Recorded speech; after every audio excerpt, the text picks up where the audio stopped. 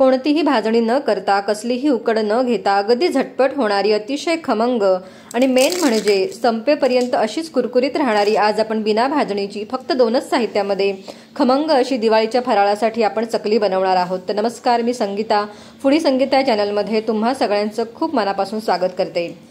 तर ही रेसिपीची व्हिडिओ शेवटपर्यंत नक्की पहा आणि आपल्या चॅनलवर जर नवीन असाल तर नक्की सबस्क्राइब करा। चला तर मग रेसिपीला सुरुवात करूयात। सगळ्यात अगोदर आपल्याला इथे 1 वाटी पोहे घ्यायचे आहेत।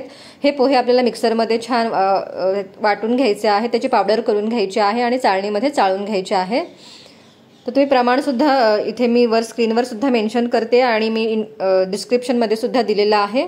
आता इथे आपल्याला जे भाजलेले चणे असतात तर त्या चण्याच्या डाळीचं आपल्याला पीठ घ्यायचं आहे, किंवा जर तुमच्याकडे नसेल तर तुम्ही ते जी फुटाण्याची डाळ असते ती मिक्सरमध्ये वाटून त्याचं पीठ करून घ्यायचं आहे। मी इथे डायरेक्ट सत्तूचं पीठच घेतलेलं आहे।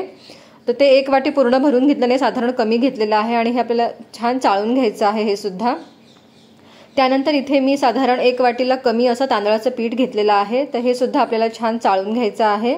आता यामध्ये आपल्याला मीठ, त्याच्यानंतर लाल तिखट, हळद, ओवा, धणेपूड आणि तीळ, सफेद तीळ आपल्याला हे यामध्ये ॲड करायचं आहे। साधारण 1-1, 2-2 चमचे आपल्याला हे घ्यायचं आहे, तुम्हाला जसं तिखट हवं असेल त्याप्रमाणे। आता हे छान आपल्याला मिक्स करून घ्यायचं आहे। तुम्ही ह्या पद्धतीने या दिवाळीला जर चकली बनवली तर ती अजिबात तेलकट न होता अतिशय खमंग आणि अतिशय कुरकुरीत, अजिबात भाजणीची ही गरज पडत नाही यासाठी। आणि आता आपल्याला इथे 2 पळी मी तेल छान कडकडीत गरम करून घेतलं होतं आणि ते आता ह्यामध्ये आपल्याला टाकायचं आहे। ह्याचं मी मोहन आपल्याला गरम गरम टाकायचं आहे। आता हे गरम गरम असतानाच आपल्याला छान फोडून घ्यायचं आहे, मिक्स करून घ्यायचं आहे। आता एकीकडे मी पाणी गरम करायला ठेवलेलं आहे। आता थोडं थोडं आपल्याला यामध्ये गरम पाणी टाकून हे सुद्धा आपल्याला छान असं घट्टसर मळून घ्यायचं आहे। आणि आता हे आपल्याला थोड्या वेळासाठी आपल्याला हे रेस्टवर ठेवायचं आहे, 5 ते 10 मिनिटासाठी। त्यानंतर पुन्हा एकदा गरम पाण्याचा हात घेऊनच आपल्याला हे छान पुन्हा एकदा मळून घ्यायचं आहे। जास्त सैलसरही मळायचं नाही, साधारण घट्टसरच आपल्याला मळायचं आहे, एकदम घट्टही नाही, म्हणजे सोऱ्या वाटे आपल्याला चकली करता येईल इतपत आपल्याला हे घट्ट मळायचं आहे। बघू शकता तुम्ही। आता हे आपल्याला 10 मिनिटांसाठी रेस्टवर ठेवायचं आहे। तर 10 मिनिटांनंतर तुम्ही बघू शकता पीठ थोडंसं हार्ड होतं, तर आपल्याला हाताला गरम पाणी लावून पुन्हा हे पीठ छान प्रकारे मळून घ्यायचं आहे। अतिशय खमंग आणि कुरकुरीत ह्या अशा चकल्या बनतात। आता एकीकडे आपल्याला सोऱ्याला लगेच मी तेल लावून घेते, चाळणीला सुद्धा। आता आपण याच्या लगेच चकल्या पाडून घेणार आहोत। यामध्ये सारण मी भरते हे पिठाचं। आता ह्याच्या आपल्याला लगेचच चकल्या करून घ्यायच्या आहेत। आपल्या चकल्या इथे करून झालेल्या आहेत। एकीकडे मी तेल सुद्धा तापायला ठेवलेलं आहे। तेल आपल्याला जास्त अगदी कडकडीत गरम करायचं नाहीये, साधारण मीडियम फ्लेमवरच थोडंफार गरम होईल इतकंच गरम करायचं आहे। आणि मीडियम फ्लेमवरच आपल्याला ह्या चकल्या ज्या आहेत त्या तळून घ्यायच्या आहेत।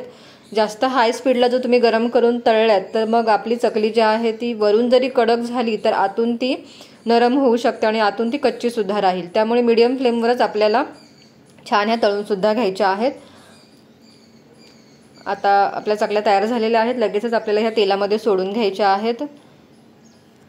सोडून घेऊयात आपण। आणि तुम्ही आता बघू शकता की चकलीला खूप बुडबुडे असे आलेले आहेत तेलाला। ज्या वेळेला हे बुडबुडे शांत होतील त्यावेळेला आपली चकली पूर्णपणे तळून तयार झालेली असेल, त्यावेळेला आपल्याला ती काढून घ्यायची आहे। आता साधारण थोड्या वेळाने आपल्याला ती उलटपालट करून घ्यायची आहे आणि बुडबुडे थोडे आता कमी सुद्धा झालेले आहेत। आता अजून कमी झाल्यानंतर आपल्याला हे काढून घ्यायचे, साधारण 2 ते 3 मिनिटांसाठी आपल्याला ह्या तळून घ्यायच्या आहेत।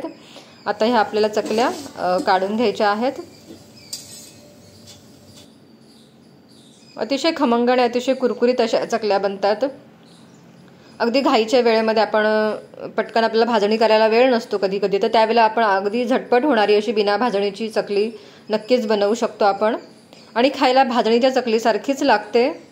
तुम्हाला खाताना अजिबात कोणाला कळणार सुद्धा नाही की ही बिना भाजणीची चकली आहे, इतकी खमंग अगदी तशीच आपल्याला ही चकली लागते। तर अशा प्रकारे सगळ्या चकल्या आपल्याला तळून घ्यायच्या आहेत मीडियम फ्लेमवरतीच।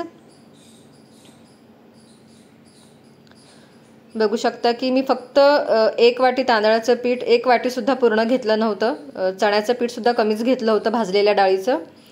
तर ह्याच्याच आपल्याला चकल्या परातभर झालेल्या आहेत, भरपूर चकल्या होतात।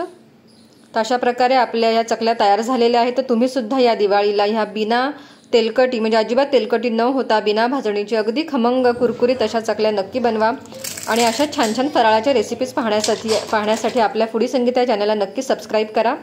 आणि व्हिडिओ आवडल्यास लाईक करा, कमेंट करा आणि जास्तीत जास्त शेअर करा. पुन्हा भेटूया अजून नवीन छान अशाच रेसिपीसोबत. तोपर्यंत हॅपी कुकिंग.